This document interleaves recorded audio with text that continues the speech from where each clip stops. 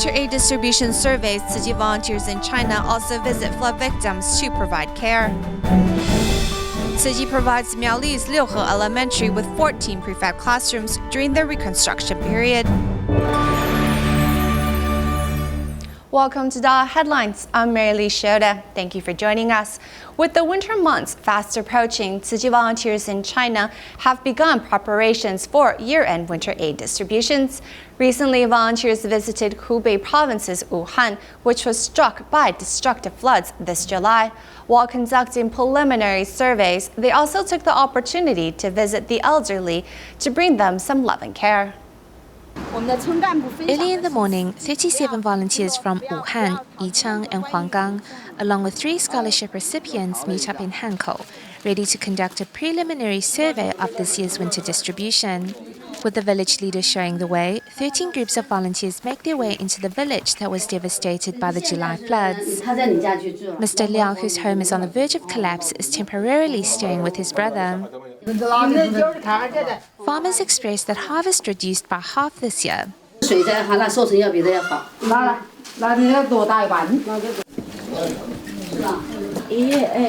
Grandfather Zhang's children are among the young people who have left the village to work in the city. Now the senior lives all alone. I feel bad for those grandmothers and grandfathers who are ill. While we're helping others, we get along with our family members when we get home.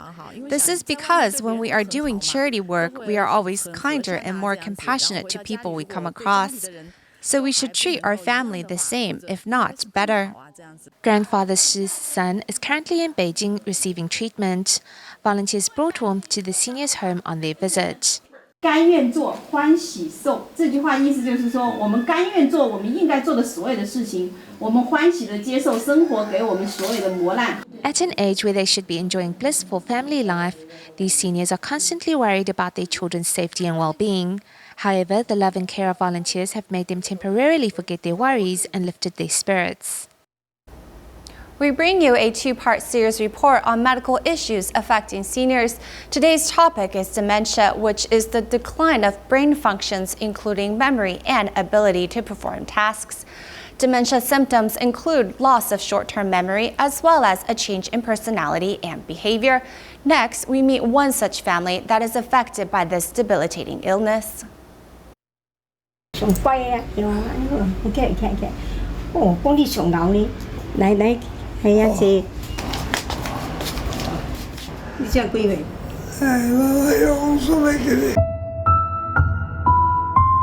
Like an eraser that has been wiping away his memory, at times, Senior Wu can't even remember his name or age. Senior Wu's daughter has placed reminders of his life around the house to help her retain his memory.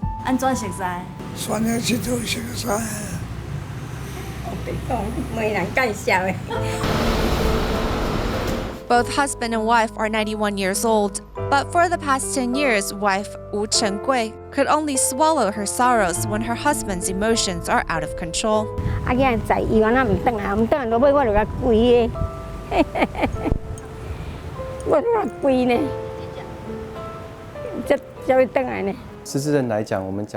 A main symptom of dementia, of course, is the loss of cognitive ability, but others that are common are emotional stability.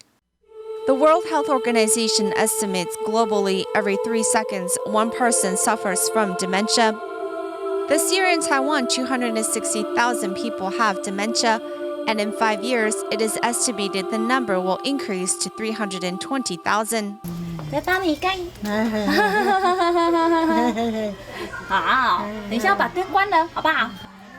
Ganling Foundation is Taichung's first multi-service charity organization that has temporary nighttime accommodations to give exhausted families a break.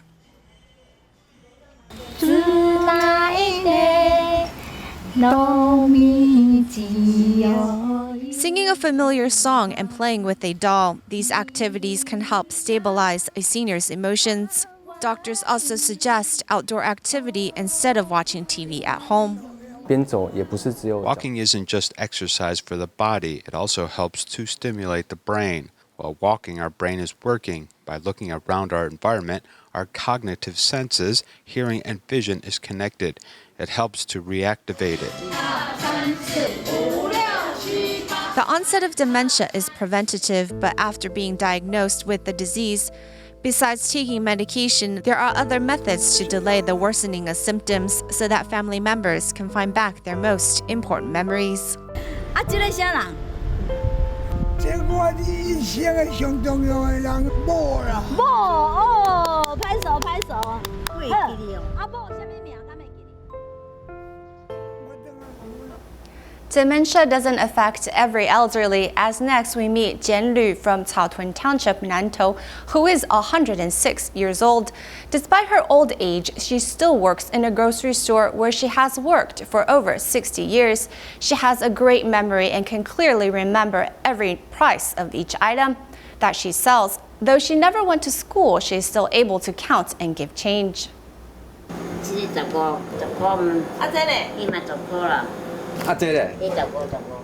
Senior Jian Lu, who is 106 years old, can still clearly remember the price of each item she sells, such as a 50-cent bag of salt or a 70-cent drink. She has a good ability of counting and is the eldest sales clerk in Taiwan. My mom has a great ability of memorizing things. She is good at making sales after I bring the products back to the store and tell her about their fixed price. Senior Jen's 80-year-old son is in charge of merchandise display while she looks after the store. Young adults in this community all have their own work to do. So, as a mother-son pair, we do this to serve the people in the neighborhood. Though this senior has worked in the store for over 60 years, she still wants to do more. She doesn't want to retire because all of her neighbors are her patrons. She is very smart and has a great ability of counting. She's very good at giving change. Though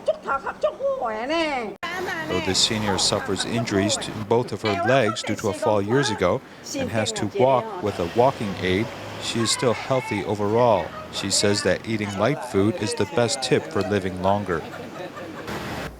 Mr. Guo and his family lives with his elderly brother and niece in Kaohsiung. Mr. Guo's left leg was amputated below the knee. His eldest son has a learning disability, and after their family situation was reported to Tzu Chi, volunteers began visiting and helping this family for the past year. Recently, the family agreed to let volunteers clean up their home.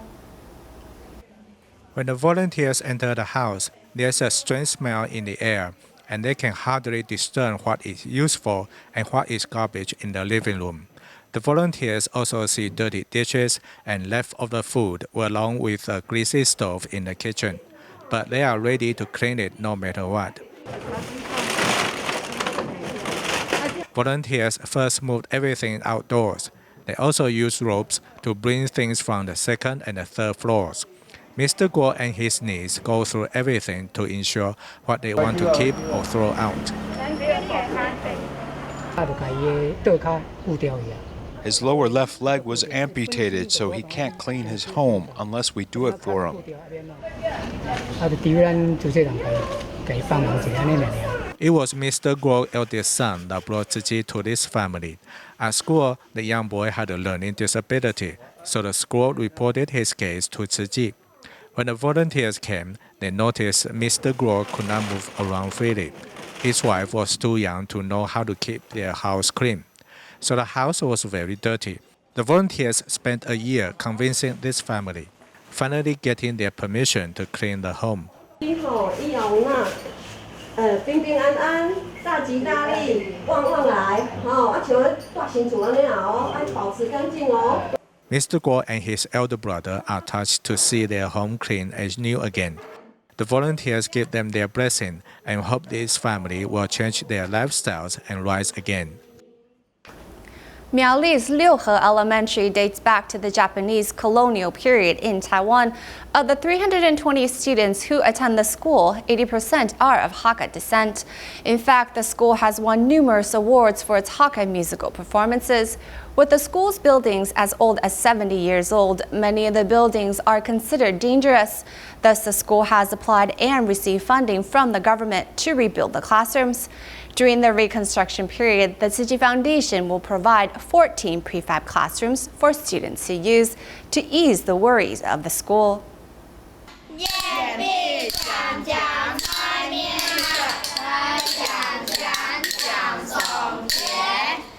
majority of students at Tofun's Liuhe Elementary School are of Hakka descent, as the school works hard to promote traditional culture. Our school attaches great importance to the local language as we hope to be able to pass on this Hakka culture.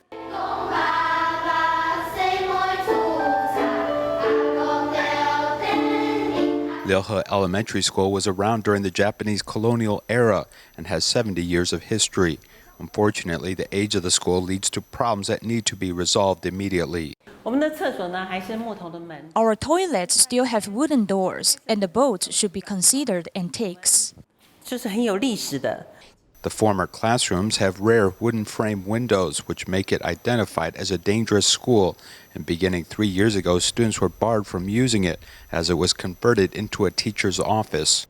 These windows are still wooden windows, which will see seepage over the last northeastern monsoon, with the whole window falling down.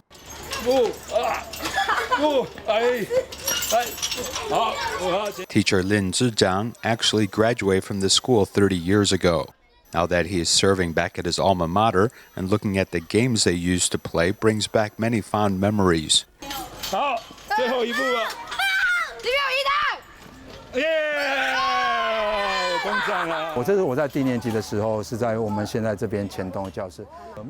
When I was in the lower grades, we used these classrooms in front of us. Now our school is facing the problem of aging, so we hope more people can help and improve our school environment so we can take better care of these school children.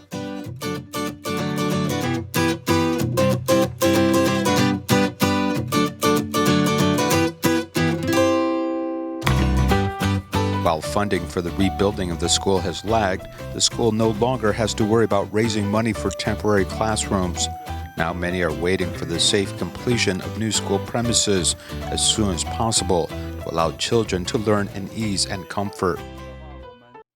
In the United States, over 42% of the residents in Irvine, California do not speak English at home. To help people get to know other cultures better, the county hosts a global village festival each year. This year, Tzu Chi volunteers continue to attend the event and help share their ideals with neighbors.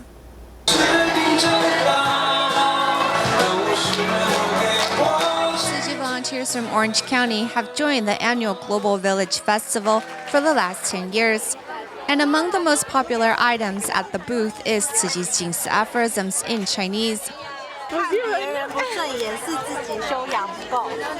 This is really a good opportunity to meet a lot of people and then realize there are a lot of people who didn't know what Jingsi aphorism is, and also to help out people. To help more people who don't understand Chinese to get to know Tzu Chi, Nikki bravely puts aside her normally reserved nature. I'm kind of shy, so it's first time. It's hard for me to talk to them, and also it's hard to translate 近思语 from Chinese to English. But after practice, we can do well. My dad was at a hotel and he found this book here. He just found it and he read through it. And he passed it on some notes to his friends with quotes from the book. Natalia recognizes the good Tzu Chi is doing in regards to environmental protection and donates some money to show support. We are really living in the world actually, so we need to really learn how to save and help other people always. And it will be a good example for our grandchildren. Charitable giving has helped close the gap between individuals. Volunteers young and old join hands to spread Tzu Chi's ideals to more people. Continuing our series on alternative and renewable energy sources in Taiwan, next we'll take a look at coal and gas-fired plants in relation to renewable energy sources for Taiwan. Currently, burning fossil fuels accounts for about 76% of Taiwan's total electricity. And although the government has agreed to increase green energy over the next 10 years, that will primarily replace nuclear power in Taiwan. Unfortunately, the reliance on coal and gas will remain the same. Our report will explain why. 喂，中心队你好，一组配合降载到50万。When the Taichung power plant receives notice of a purple reading of air pollution from the Environmental Protection Bureau, their operational output is decreased immediately. 好的，调度要求降载到50万。 Every winter, Taiwan is covered in a haze of pollutants drifting from China, often over 2.5 PMs. When 6 out of the 16 air pollution monitoring stations in Taichung display a purple reading, it warns of a severe level of air contaminants. When we lower electricity output, our carbon emissions also decrease. Lowering carbon production also reduces the amount of harmful particles we emitted into the air. Lowering the output at coal-fired power plants only provides a slight and temporary improvement in air quality and is not a solution to the problem. This past year or so, Taipower has been in a difficult position, balancing between meeting energy needs and the need to protect air quality. Because of issues with the fuel rods that have arisen rather quickly, nuclear power plants may be facing decommission sooner than expected. In terms of this year and next year, the power supply is going to be facing a serious test. With the announcement of plans for early decommission of 2 nuclear reactors, and with renewable energy supplies still in the early stages of development, that means that for now, the 10 coal-fired units at Taichung's power plant must keep running at full power. At this coal-fired power plant in Taichung, you can see behind me where raw coal has been stockpiled. At this plant alone, 50,000 tons of raw coal will be burned every day. This accounts for about 20% of the total electrical power generated in Taiwan. We always make use of the cheapest forms of power. The government is always worried about protests from the industry, so people just continue burning coal. The government won't dare to raise the price of energy. Last year, Taiwan's total electricity consumption averaged out to 210 billion kilowatts. Of the total, the Taichung power plant supplied about 42.1 billion kilowatts, about 1/5 of the country's total. Unfortunately, coal-burning plants like these are the highest contributors of carbon emissions in the world. Starting at the end of the current year, we have budgeted over $292 million in order to improve conditions at our plant affecting air quality. Due to Taiwan's relaxed environmental protection policies in past generations, air pollution has become a serious concern. However, with increased regulations and improvements in technology, the situation is expected to improve. In 1969, Linko Power Plant began producing energy with 2 old coal-burning units, which were retired 47 years later when the new type Unit 1 began operation. This is the monitor room for the coal-firing unit at the power plant in Linko. In a single instant, 800 megawatts of electricity can be produced, and in a single hour, 800,000 kilowatts. Linko's power plant can operate at full capacity 24 hours a day. It accounts for about 2.3% of Taiwan's total electricity production. However, unlike most coal-burning plants, there are hardly any visible gas emissions. Thanks to the newer improved design of the supercritical boiler with its high temperature capacity, in comparison to the older subcritical boiler model, carbon emissions with the new unit are 19% lower, and each kilowatt of electricity is produced using 16% less coal. Every watt of electricity produced from coal and the carbon emissions as a result will be greatly reduced. The proportion of coal-fired units used to be much higher than gas-fired ones. In the future, gas-powered units will outnumber coal-fired ones. Last year, burning fossil fuels accounted for 76.1% of Taiwan's total electricity output, and nuclear energy accounted for 14.1%. The government's new energy policy plans over the next 10 years to reduce nuclear power to almost zero, while increasing energy from renewable sources by almost 4 times.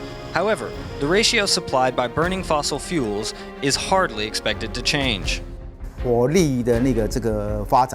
Without a steady supply of electrical energy and adequate storage facilities, our renewable energy sources are meager and inadequate. So for now, burning fossil fuels has to continue. Because the burning of fossil fuels must continue, that only makes it more necessary to regulate their use and attempt to lessen environmental pollution. In 2015, 6 city and county governments in central Taiwan aims to reduce carbon emissions from burning coal by 40% over the next 4 years. I think we have already surpassed the upper limits of acceptable air pollution. Coal-powered electricity generation has been overdeveloped. The government must think of a way to improve things. Over the next 20 years, switching to a greater reliance on green energy will be a difficult process, but it is necessary to find a balance. Tomorrow, in our last part of the series, we will discuss the changes green energy and non-nuclear developments may mean for the average person. Next, we'll show you how an innovative farming technique is reducing waste and recycling used coffee grounds for good use. We'll meet Xie Menghan, a dragon fruit farmer who has started using coffee grounds as a natural fertilizer.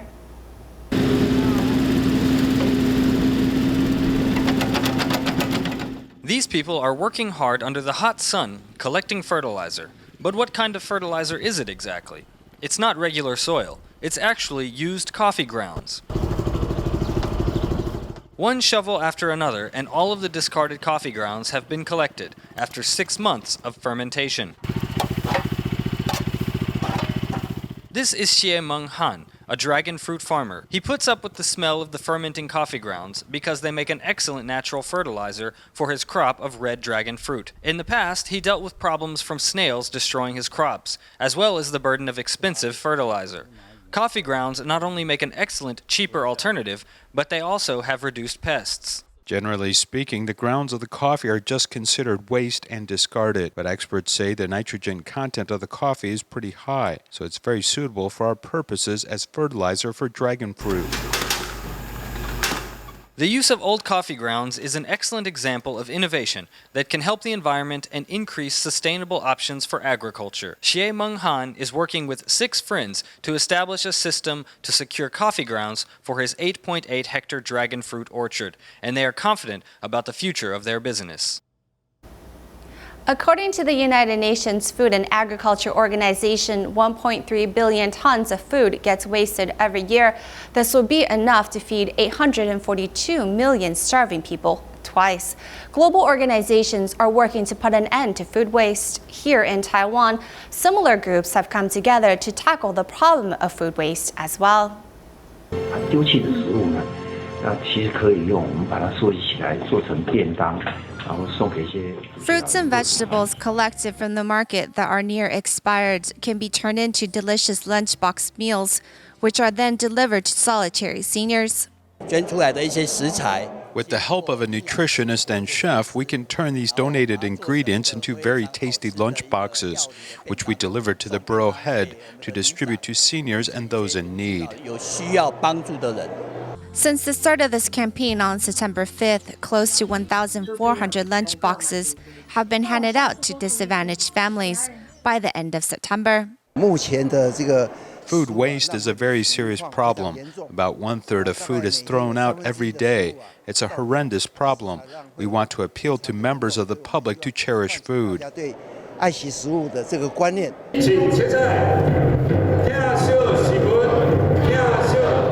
The intent behind such gestures is not only to end food waste, but also to help starving families get a decent meal. Recently, Tzu Chi, New Jersey chapter held a community health day event and gathered 14 doctors from different medical departments to host a free clinic. Jointly, everyone helped look after new immigrants and low-income families. That's all the time we have for today. Thank you for joining us. See you next time.